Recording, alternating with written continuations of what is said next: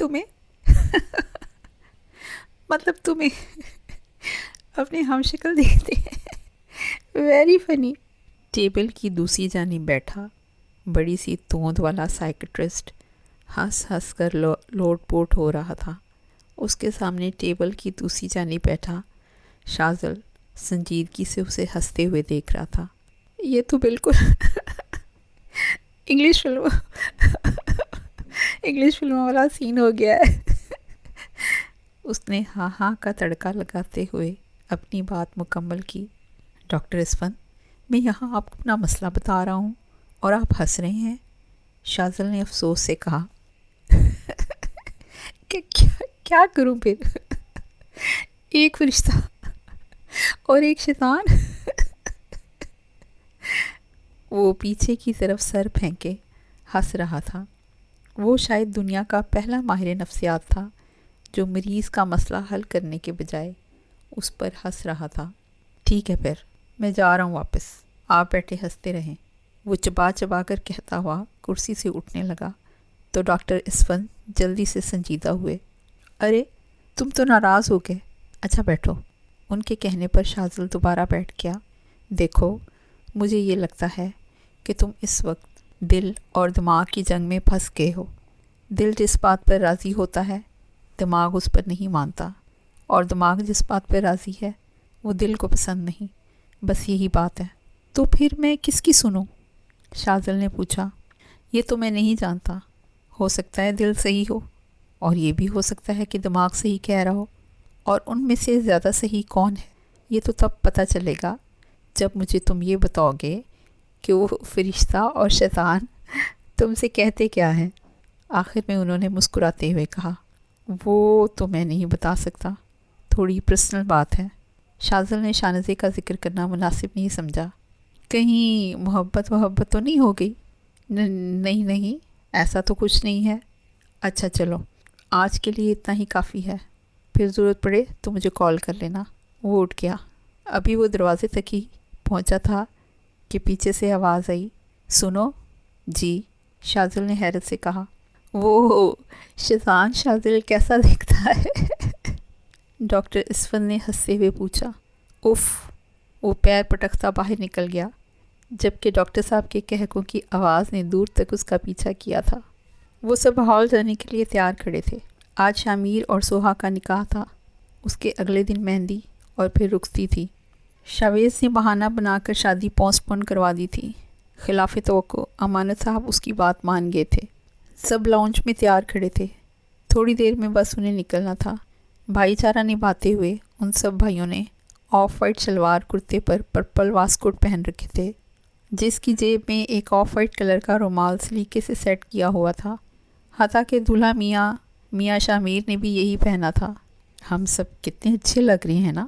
ابھی دیکھنا ڈیڈ آئیں گے اور اپنے شہزادوں جیسے بیٹوں کو دیکھ کر نہال ہی ہو جائیں گے، شازین نے سیلفی لیتے ہوئے کہا۔ اس سے پہلے کہ کوئی کچھ کہتا امانت صاحب وہاں داخل ہو گئے۔ آگے ڈیڈ، شازین نے انہیں دیکھ کر کہا۔ ہمیں آ رہا ہے نظر، شاویز نے جواب دیا۔ امانت صاحب ان سب کو دیکھ کر ٹھٹکے اور پھر ان کے پاس آئے۔ یہ تم سب نے ایک جیسے کپڑے کیوں پہن رکھے ہیں؟ انہوں نے حیرت سے پوچھا۔ کیونکہ ہم دولہا کے بھائی ہیں ڈیڈ، شازیب نے کہا۔ تو اس کا مطلب ایک ہی جیسے کپڑے پہنو گے؟ چھوڑیں ان سب باتوں کو، یہ بتائیے کہ ہم سب کیسے لگ رہے ہیں؟ شازین نے چہکتے ہوئے پوچھا۔ تم سب اس وقت کسی ہوٹل کے بہرے لگ رہے ہو، انہوں نے کہا تو صدمے کے مارے سب کے منہ کھل گئے۔ ایسے تو مت کہیں ڈیڈ، شازین نے رونی صورت بناتے ہوئے کہا۔ جلدی کرو تم لوگ، دیر ہو رہی ہے۔ وہ گھڑی میں ٹائم دیکھتے ہوئے باہر نکل گئے۔ سب باری باری گاڑی میں بیٹھے اور ہال کی طرف نکل گئے۔ ہال میں ان کا پرتپاک استقبال ہوا۔ صفا اور مروہ لڑکی والوں کی طرف چلی گئی تھیں۔ تھوڑی دیر میں قاضی صاحب بھی آ گئے۔ امانت صاحب، میں نکاح کے 2 فارم لے آیا ہوں۔ 2 فارم کس لیے؟ شاویز کے کان کھڑے ہوئے۔ ایک شامیر اور دوسرا تمہارا۔ امانت صاحب نے کہا تو اس کے 14 طبق روشن ہو گئے۔ یہ کیا کہہ رہے ہیں ڈیڈ آپ؟ میں نے آپ کو کہا بھی تھا کہ ابھی مجھے شادی نہیں کرنی۔ تو میں کب تمہاری شادی کر دی ہے؟ میں تو نکاح کرنے کا کہہ رہا ہوں، رخصتی 1 ماہ بعد ہی ہوگی۔ لیکن ڈیڈ، وہ کچھ کہنا چاہتا تھا لیکن امانت صاحب نے اس کی بات کاٹ دی۔ تم یہاں تماشا لگانا چاہتے ہو؟ چلیں قاضی صاحب، آپ میرے ساتھ آئیں۔ وہ شاویز کو ڈانٹتے ہوئے قاضی صاحب کے ساتھ وہاں سے چلے گئے۔ یہ کیا ہو گیا؟ اس نے اپنا سر پکڑ لیا۔ بیٹا، آپ کی قسمت میں روحائی لکھی ہے، شازین نے ہنستے ہوئے کہا تو شاویز اسے مارنے کے لیے کانچ کا گلاس اٹھا لیا جو کہ شامیر نے اس سے چھین لیا۔ روحا کیسے مان گئی؟ اس نے پوچھا، پر کسی کے پاس جواب نہ تھا۔ اب اس کے تو فرشتوں کو بھی خبر نہیں تھی کہ روحا کو یہ خبر خود شام کو ملی ہے، اور تب سے شازین کا فون ٹرائی کر رہی تھی، جبکہ وہ صاحب تو اپنا موبائل گھر میں بھول کر سیلون میں بزی تھے۔ شاویز روحا کو ڈھونڈتا رہا کہ اس سے کوئی مدد مانگی جا سکے، لیکن وہ اسے نہ ملی۔ ناچار اسے نکاح کرنا ہی پڑا۔ ان دونوں کے بعد شامیر کا نکاح ہوا۔ سب نے باری باری اسے گلے لگایا۔ بھائی ٹریٹ کب؟ شاہ رخ نے پوچھا۔ دے دوں گا جلد ہی۔ سب سے آخر میں شاویز اس کے گلے ملنے گیا۔ تجھے تو میں دیکھ لوں گا بیٹا، تیری کشتی پار لگانے کے چکر میں خود ڈوب گیا ہوں۔ شاویز اسے گلے لگائے لگائے بولا تو شامیر ہنس دیا۔ روحا اتنی بھی بری نہیں ہے، اس نے مسکراتے ہوئے کہا۔ بس رہنے دے تو، وہ خفگی سے کہتا سائڈ پر ہو گیا۔ تھوڑی دیر بعد جب ڈنر شروع ہوا تو سب سے نظریں بچا کر ڈریسنگ روم میں داخل ہوا۔ سوہا اسٹیج پر تھی، روحا اکیلی ڈریسنگ روم میں بیٹھی تھی۔ اسے دیکھ کر شاویز ایک لمحے کو ٹھٹکا۔ وہ سجی سنوری بالکل الگ الگ لگ رہی تھی، لیکن اگلے ہی لمحے روحا کی نظریں اس پر پڑیں۔ تم جھوٹے مکار دھوکے باز، تم جیسے منافقوں کو تو سولی پر لٹکا دینا چاہیے، وہ غصے سے بولی۔ بریک بریک، میں نے کوئی دھوکہ نہیں دیا تمہیں، بلکہ تم نے جھوٹ بولا ہے مجھ سے۔ جب تمہیں پہلے سے پتہ تھا کہ آج ہمارا بھی نکاح ہے تو تم نے مجھے بتایا کیوں نہیں پہلے؟ وہ بھی جواباً غصے سے ہی بولا۔ مجھے آج شام ہی پتہ چلا تھا اور میں اس وقت سے تمہیں کال کر رہی ہوں، لیکن تم نہ جانے کون سی دنیا میں چلے گئے تھے جو میری ایک کال بھی پک نہیں کی تم نے۔ میں گھر پر نہیں تھا، لیکن جو بھی ہو، میں تم جیسی چڑیل، آدم خور اور ناگن سے ہرگز شادی نہیں کروں گا۔ سن لو تم، شادی مائی فٹ، تم جیسے لنگور کو تو میں اپنے گھر کا جمع دار بھی نہ رکھوں، آخر کو ان کا بھی کوئی سٹینڈرڈ ہوتا ہے، اور تم ہاں۔ اس نے غصے سے ناک چڑھائی، جبکہ شاویز کے تو سر پر لگی تلووں پر بجھی۔ لڑائی کرتے ان دونوں کو اندازہ بھی نہ ہوا کہ ان کی آوازیں ڈریسنگ روم سے باہر جانے لگی ہیں، اور ان کی آوازیں سن کر شازیب اور شازین اور شازل بھی وہاں آ گئے اور حیرت سے انہیں دیکھ رہے تھے۔ مجھے کوئی شوق نہیں ہے تم سے بات کرنے کا، میں جا رہا ہوں یہاں سے، شاویز بولا۔ تو میں نے بھی تمہیں رکنے کو نہیں کہا، میری بلا سے بھاڑ میں جاؤ تم۔ ہاں جا رہا ہوں میں۔ ہاں تو جاؤ نا، ہاں تو جا رہا ہوں نا، جاؤ، جا ہی رہا ہوں۔ وہ پیر پٹکتے باہر نکل گیا، جبکہ روحا دھپ سے صوفے پر بیٹھ گئی اور باقی سب نے اپنا سر پیٹ لیا۔ مہندی کے بعد آج رخصتی تھی۔ سوہا اور شامیر اسٹیج پر ایک ساتھ بیٹھے تھے، باقی سب مہمانوں کو ریسیو کر رہے تھے۔ ایسے میں ایک ٹیبل پر اپنے بیٹے کے ساتھ بیٹھی مسز حشمت بار بار روحا کو مسکرا کر دیکھ رہی تھیں۔ شاویز ان کو کافی دیر سے نوٹ کر رہا تھا اور اسے گراں گزر رہا تھا ان کا روحا کو ایسے دیکھنا۔ بات یہ نہیں تھی کہ وہ روحا کو دیکھ رہی تھیں، بلکہ بات یہ تھی کہ وہ بار بار اسے دیکھ کر اپنے بیٹے کو کچھ کہتی اور پھر وہ بھی روحا کو دیکھنے لگتا۔ آخر ماجرا کیا ہے؟ اس نے اپنے آپ سے سوال کیا۔ ماجرا کچھ نہیں ہے، بس آنٹی کو روحا اپنے بیٹے کے لیے پسند آ گئی ہے، اس کے برابر کھڑے شازل نے موبائل پر جھکے ہی کہا۔ کیا؟ ان کی اتنی ہمت؟ ان کو تو میں بتاتا ہوں۔ وہ آستینے چڑھاتے آگے بڑھنے لگا۔ تجھے کیوں برا لگ رہا ہے؟ بیوی ہے میری۔ اچھا، شازل نے حیرت سے آنکھیں پھیلائیں، لیکن وہ مسز حشمت کے پاس پہنچ چکا تھا۔ السلام علیکم آنٹی، کیا حال ہیں آپ کے؟ آپ نکاح میں کیوں نہیں آئی تھیں؟ شاویز نے خوش اخلاقی کی انتہا کر دی۔ دراصل بیٹا میری طبیعت اس دن ٹھیک نہیں تھی، اس وجہ سے آ نہیں سکی، انہوں نے معذرت خانہ انداز میں کہا۔ چلیے کوئی بات نہیں، میں آپ کو اپنی بیوی سے ملواتا ہوں۔ ہاں ضرور، کیوں نہیں۔ روحا ادھر آنا ذرا۔ اس نے روحا کو آواز دی تو وہ حیرت زدہ سی اس کے پاس آئی۔ ہاں کیا ہوا ہے؟ اس نے پوچھا۔ یہ ہے میری بیوی روحا۔ اس نے روحا کے گرد بازو پھیلائے ہوئے اسے اپنے ساتھ لگایا اور مسز حشمت سے اس کا تعارف کروایا۔ جہاں روحا کا منہ حیرت سے کھلا تھا، وہیں آنٹی اور ان کے بیٹے کی شکلیں بھی دیکھنے والی تھیں۔ اچھا، یہ ہے تمہاری بیوی؟ انہوں نے بامشکل کہا۔ جی جی یہی ہے، آؤ روحا، بابا تمہیں بلا رہے ہیں۔ وہ اسے لیتا آگے بڑھ گیا۔ یہ کیا حرکت تھی؟ روحا نے اسے دور ہوتے ہوئے غصے سے پوچھا۔ ان کا بیٹا اتنی دیر سے تمہیں تاڑے جا رہا تھا۔ ہیں؟ میں بھی جا کر اس کا منہ توڑتی ہوں۔ اس کا تو غصہ ہی چڑھ گیا۔ یہاں تماشا لگانے کی ضرورت نہیں ہے، اب عقل ٹھکانے آ گئی ہوگی اس کی، اور تم ذرا اسٹیج تک ہی رہو، مردوں والی سائڈ پر گھومنے کی ضرورت نہیں ہے، سمجھی؟ اس نے وارن کرنے والے انداز میں کہا، لیکن اگلے ہی لمحے اسے اپنی غلطی کا احساس ہوا۔ اگر جو اس نے آگے سے یہ کہہ دیا کہ تم کون ہوتے ہو مجھ پہ روک ٹوک کرنے والے، تو وہ کیا جواب دے گا؟ اچھا اب نہیں جاؤں گی وہاں، وہ کہتی ہوئی آگے بڑھ گئی۔ پیچھے شاویز حیرت زدہ سا رہ گیا۔ شادی بخیر و عافیت انجام پا گئی اور شمیر اور سہا ناردرن ایریاز کی سیر کو چلے گئے تھے۔ ان کے جانے کے بعد پہلی صبح تھی۔ شازل کچن میں کھڑا پراٹھے بیل رہا تھا۔ ویسے تو کچن کے کام مروہ نے سنبھال لیے تھے، لیکن اسے روٹیاں بنانی نہیں آتی تھیں۔ گھر میں تو یہ کام چندہ بھی کرتی تھیں، لہٰذا روٹیاں وغیرہ بنانے کا کام شازل کے ہی ذمے تھا۔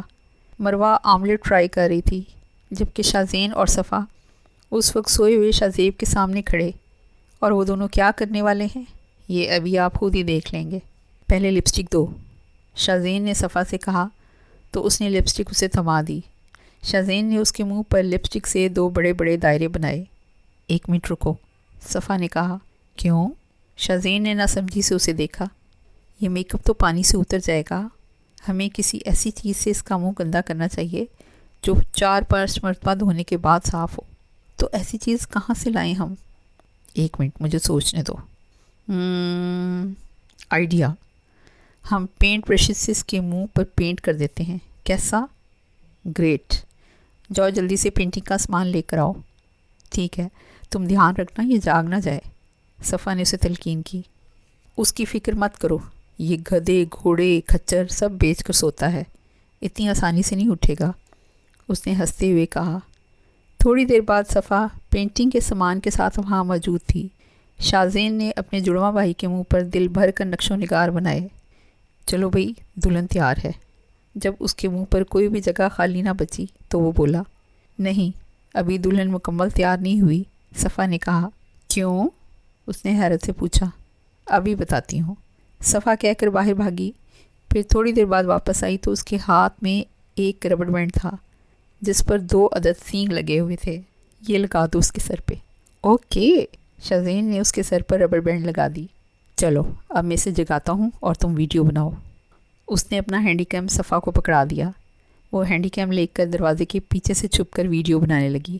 شازیب اٹھ جا میرے بھائی، جلدی نیچے آ، شازل کو کچھ ہو گیا ہے۔ کیا ہوا شازل کو؟ وہ ہڑبڑا کر اٹھا۔ تو پہلے نیچے تو آ، اس نے کہا تو شازیب بغیر منہ ہاتھ دھوئے نیچے بھاگا۔ نیچے پہنچ کر سب سے پہلی نظر اس کی شاہ رخ پر پڑی۔ وہ اس کے پاس گیا۔ شاہ رخ نے آنکھیں پھاڑ کر اسے دیکھا۔ امی، بھوت بچاؤ امی۔ اس کی بات مکمل ہونے سے پہلے ہی شاہ رخ نے چلانا شروع کر دیا۔ کہاں ہے بھوت؟ شازیب نے پوچھا، لیکن شاہ رخ نے دوڑ لگا دی۔ بچاؤ بھوت میرے پیچھے لگ گیا، امی بھوت، وہ کہتا ہوا بھاگے جا رہا تھا، اور شازیب اس کے پیچھے آ رہا تھا۔ ارے میں بھوت نہیں ہوں۔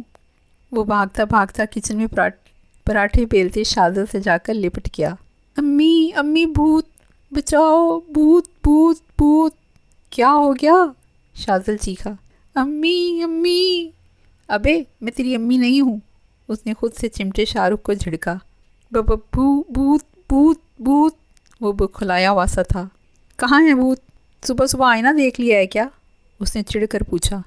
نہیں، وہ رہا بھوت، شاہ رخ نے پیچھے کی طرف اشارہ کیا۔ شازل نے پیچھے مڑ کر دیکھا تو ان دونوں کی ہی چیخ نکل گئی، کیونکہ شازل بھوت دیکھ کر چیخا تو اس کے ہاتھ سے بیلن چھوٹ کر شاہ رخ کے پیر پر جا گرا۔ اب دونوں ہی چیخ رہے تھے۔ میں بھوت نہیں ہوں، شازیب بے بسی سے بولا۔ خبردار، ہلنا مت، اپنے ہاتھ اوپر کر لو۔ شازیب کے عقب سے آتی سرد آواز نے سب کو ساکت کر دیا۔ اس نے پیچھے مڑ کر دیکھا تو اس گھر کا سب سے جذباتی آدمی اس پر گن تانے کھڑا تھا۔ آپ سمجھ تو گئے ہی ہوں گے کہ ہم کس کی بات کر رہے ہیں۔ شاویز، کیا کر رہے ہو؟ یہ میں ہوں۔ شاذیب کی شکل رونے والی ہو گئی، جبکہ فریج کے پیچھے چھپ کر یہ منظر دیکھتے دونوں شیطان خوب انجوائے کر رہے تھے اور ساتھ ساتھ ویڈیو بھی بنا رہے تھے۔ میں اچھے سے جانتا ہوں تم جیسے چوروں کو، شاویز نے سرد انداز میں کہنا شروع کیا، لیکن شاہ رخ نے اس کی بات کاٹ دی۔ کیوں بھائی، تم پہلے یہی کام کرتے تھے؟ تم چپ کرو، اور تم سچ سے بطور چوری کرنے کی نیت سے آئے تھے نا؟ میں اپنے گھر میں چوری کیوں کروں گا؟ شاذیب چیخا۔ چرس کے لیے، تم جیسے چرسیوں کو اپنے چرس خریدنے کے لیے چھوٹی موٹی چوریاں کرنی ہی پڑتی ہیں۔ واہ بھائی، مطلب وکالت سے پہلے یہی کام کرتے تھے تم؟ شاذین بھی فریج کے پیچھے سے نمودار ہوا، لیکن شاویز نے اسے نظر انداز کر دیا۔ ابے گدو، اندھو، نمونوں، غور سے دیکھو، میں شاذیب ہوں۔ آخر اس کے صبر کا پیمانہ لبریز ہو گیا۔ ہیں؟ سب کو ایک ساتھ شوق لگا تھا۔ آواز تو شاذیب کی ہے، لیکن تمہاری شکل کو کیا ہوا؟ شاذل نے آگے بڑھ کر پوچھا۔ کیا ہوا ہے میری شکل کو؟ اس نے اجنبے سے پوچھا۔ جا کر نہ اپنا منہ دیکھو آئینے میں، پتہ چل جائے گا۔ شاویز نے گہری سانس لیتے ہوئے گن نیچے کی۔ شاذیب جلدی سے باتھ روم بھاگا۔ پورا آدھا گھنٹہ لگانے کے بعد جب وہ واپس آیا تو کچھ اس کی صورت نظر آ رہی تھی۔ کہاں ہے یہ ذلیل کمینہ شاذین؟ اس نے ناشتے کی ٹیبل پر بیٹھے افراد سے پوچھا۔ وہ یونیورسٹی چلا گیا ہے، مروہ نے جواب دیا۔ پتہ تھا مجھے، دیکھ لوں گا میں اسے۔ اس نے دل ہی دل میں اسے دھمکی دی۔ اب اس شکل کے ساتھ یونیورسٹی تو وہ جا نہیں سکتا تھا، لہٰذا گھر بیٹھ کر شاذین سے بدلہ لینے کا پلان بنانے لگا۔ اس وقت تمام ڈاکٹرز کا پینل میٹنگ روم میں موجود تھا، جہاں ہسپتال کے HOD نے کوئی اہم کام ان کے ذمے لگانا تھا۔ آج میں آپ سب ڈاکٹر سے یہ کہنا چاہتا ہوں کہ آپ سب سے جہاں تک ہو سکے ہمارے پاس سرجری کے پیشنٹ لانے ہیں۔ مطلب یہ کہ جو مریض آپ لوگوں کے پاس آتے ہیں، ان میں سے کم بھی 70% مریضوں کو آپ نے کسی بھی قسم کی سرجری کے لیے مجبور کرنا ہے، نہیں تو انہیں کم از کم بھی کوئی نہ کوئی بہانہ بنا کر 2 دن ہسپتال میں ایڈمٹ کروانا ہے۔ ایک پیشنٹ کے ایک دن کا بل 15,000 بنتا ہے، جبکہ سرجری کا بل لاکھوں سے اوپر جاتا ہے۔ آپ میں سے جو بھی ڈاکٹر ہمارے ہاسپٹل میں پیشنٹ ایڈمٹ کروائے گا، اسے ان پیسوں میں سے 40% منافع دیا جائے گا۔ جتنے زیادہ پیشنٹ اتنا زیادہ منافع۔ ہسپتال کا HOD بے حسی سے کہہ رہا تھا، جبکہ شاذل کو تو سن کے ہی شوق لگا تھا۔ لیکن سر، جب پیشنٹ دواؤں سے ٹھیک ہو سکتے ہیں تو ہمیں انہیں زبردستی ایڈمٹ کروانے کی کیا ضرورت ہے؟ شاذل نے پوچھا۔ آپ بہت ہی بھولے ہیں ڈاکٹر صاحب، یہ بات آپ کو اور ہمیں پتہ ہے نا کہ مریض کو ہسپتال میں ایڈمٹ ہونے کی ضرورت نہیں ہے، لیکن مریضوں کو تو نہیں معلوم نا۔ شاذل سمجھ گیا، اب وہ اتنا بھی بھولا نہیں تھا۔ مجھے ایسی حرام روزی نہیں کمانی، اس نے غصے سے کہا۔ وہ وہاں اکیلا تھا جو ان کے خلاف بول رہا تھا، ورنہ باقی سب تو سکون سے بیٹھے تھے، اور یہی بات شاذل کا دماغ گھما گئی تھی۔ آپ تحمل سے سوچیں ڈاکٹر شاذل، اس میں آپ کا ہی فائدہ ہے۔ لعنت بھیجتا ہوں میں ایسی جاب پر، میں ابھی اور اسی وقت ریزائن دیتا ہوں۔ وہ غصے سے کہتا وہاں سے نکل گیا۔ آدھے گھنٹے کے اندر ہی اس کا ریزگنیشن لیٹر HOD کی ٹیبل پر موجود تھا۔ آج شانزے بھی نہیں آئی تھی۔ وہ بے حد غصے میں ہسپتال سے نکلا۔ روڈ جیم پڑا تھا، اس لیے وہ گلی میں مڑ گیا۔ ابھی وہ ایک سنسان گلی میں پہنچا ہی تھا جب 2 بائک پر 4 افراد نے اس کی گاڑی کو گھیر لیا۔ جو بھی ہے نکال دو۔ اس نے گاڑی کا شیشہ نیچے کیا تو ایک ڈکیت نے اس پر گن تانتے ہوئے کہا، لیکن میرے پاس کچھ نہیں ہے، تو دیتا ہے کہ میں چلاؤں گولی؟